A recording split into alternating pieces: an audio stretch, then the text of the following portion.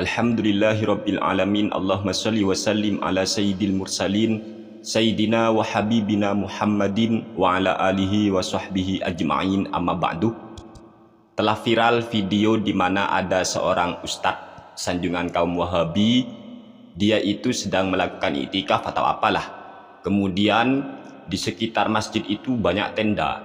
Saya heran ya, ini mau iktikaf atau mau camping? Ya Allah. Kemudian si ustadz itu mengatakan, ya zaman Nabi saja, Nabi itu juga membuat suatu kayak tenda lah dan semacamnya. Kemudian dia itu mempromosikan, ini ada tenda-tenda. Itu di masjid, teman-teman. Saya rasa begitulah memang kalau kita memahami hadis secara tekstual. Kita tidak ngerti, kita tidak paham, atau mungkin tidak mau berpikir. Mengapa di zaman Nabi, ketika Nabi mau iktikaf di bulan Ramadan, yang katanya itu sebulan penuh sampai malam takbiran itu ya, itu kenapa beliau menggunakan tenda? Kita harus mampu berpikir ke sana dulu. Agar apa? Supaya pemahaman hadis kita itu tidak secara tekstual. Karena memahami hadis itu ada ilmunya.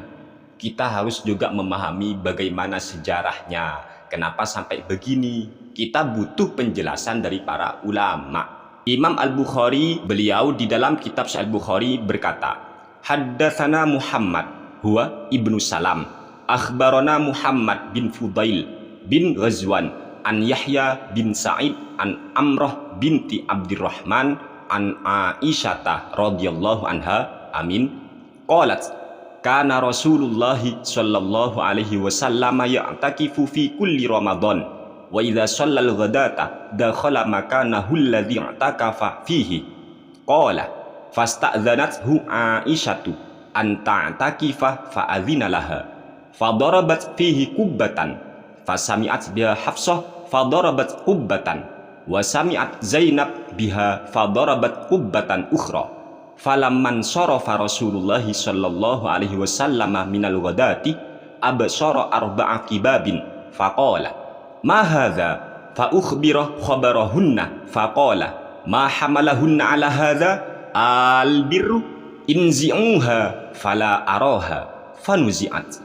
Artinya Rasulullah Shallallahu Alaihi Wasallam beriktikaf, dalam artian beriktikaf di dalam masjid pada setiap bulan Ramadan. Jadi Rasul itu beriktikaf di masjid di setiap bulan Ramadan. Ketika Rasulullah Shallallahu Alaihi Wasallam sudah selesai melakukan sholat subuh, maka Rasulullah langsung masuk ke tempat iktikafnya.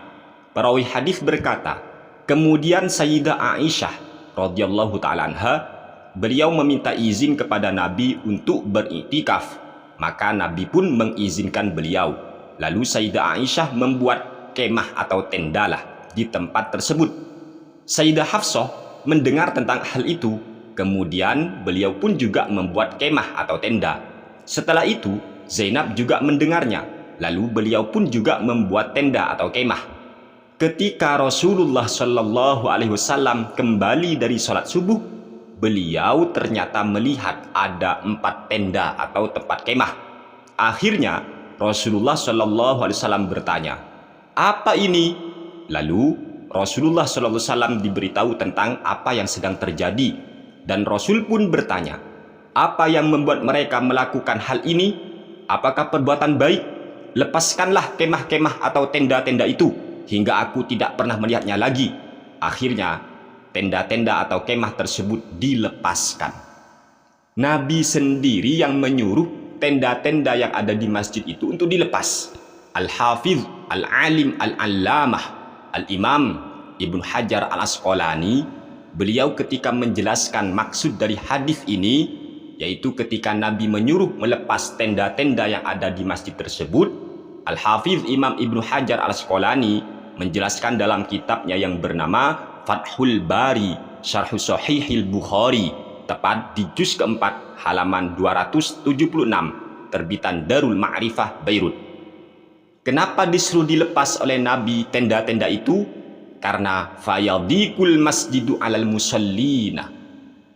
Tenda-tenda yang semacam itu kalau banyak teman-teman ya, nanti bisa membuat sempit masjid.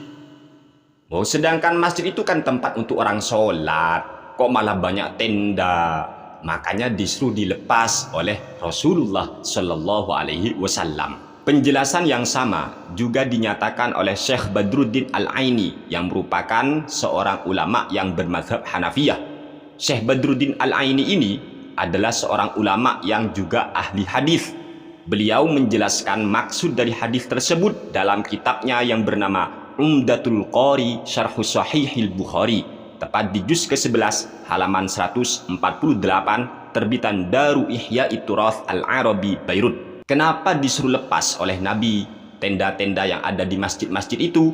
Alasannya auli annahunna dayyaqnal masjida bi akhbiyatihinna wa nahwiha.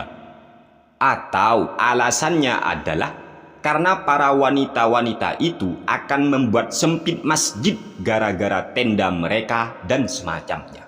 Ini menurut para ulama, kami hanya membacakan. Dan secara akal memang sangat lucu apabila di sebuah masjid banyak tenda. Emangnya mau kemah? Emangnya mau camping? Hah? Ayolah coba berpikir. Masjid di zaman Nabi itu apakah seperti masjid-masjid yang sekarang?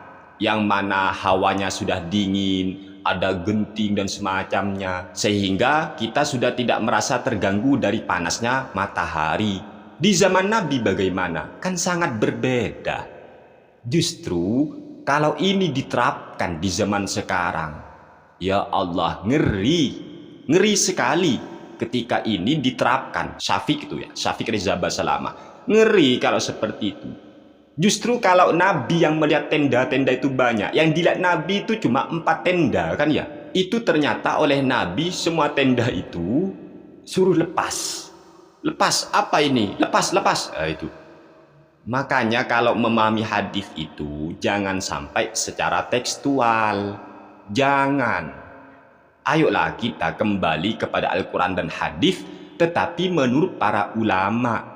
Jangan menggunakan terjemahan tidak ngerti asal usulnya bagaimana, asbabun nuzul, asbabul wurud, tidak ngerti, tidak faham, tetapi memaksakan diri untuk menyimpulkan apa yang dimaksud dalam hadis ini. Kan bahaya seperti ini. Bayangkan saja, di masjid kalian banyak orang membawa tenda, lalu orang mau sholat di mana? Ayo, coba mikir. Emangnya tenda itu buat apa nanti? Biar khusyuk katanya ya, biar khusyuk. Jangan-jangan tiarap di dalam ya. Ya kalau memang kalian itu mau khusyuk, khusyuk itu tergantung diri kita sendiri, bukan karena ada tenda dan gak ada tenda. Lagi pula masjid itu memang dibuat sekarang itu.